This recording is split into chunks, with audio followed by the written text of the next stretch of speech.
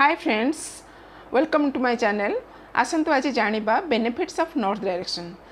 North direction को कहीं ध्यान दिया होची, कहीं प्राधान्य दिया जाउची, कहीं गुरुत्व आसतु किछि जानि परिबा। वास्तुशास्त्र अनुसार उत्तर दिग धन समृद्धि और सकारात्मक शक्ति को आकर्षित करने अत्यंत लाभदायक। वास्तुशास्त्र एक प्राचीन भारतीय स्थापत्य विज्ञान जहाँ प्राकृतिक शक्ति सहित वासस्थान को बालांस करने उपरे केंद्रित। वास्तुरे उत्तर दिग को प्राचुर्यर दिग भाव विवेचना करा जाए। बुध होउछन्ते उत्तर दिगर शासित ग्रह जहाँकि जोगाजोग शिक्षा और व्यवसाय को नियंत्रित करे। कुबेर होउछन्ते उत्तर दिगर देवता।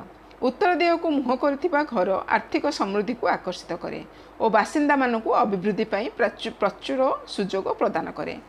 उत्तर दिग उत्तर मेरु पॉजिटिव एनर्जी ग्रहण करे जहाँ बासिंदा लाभदायक। मैग्नेटिक निडल एक कंपासर चुंबकीय उत्तर दिग को सूचित करे। यही दिग सहित आपण घर और कर्मक्षेत्र को सम्मान करने द्वारा आर्थिक क्यारियर अभिवृद्धि एवं सामग्रिक सुस्थता वृद्धि पाए। उत्तर दिग वाटर एलिमेंट सहित जड़ित जहाँ आर्थिक प्रभाव और नूतन सुजोग आनिदिए। उत्तर दिगर उत्तरमुखी संपत्ति दिन सारा प्रचुर प्राकृतिक आलोक पाई थाए।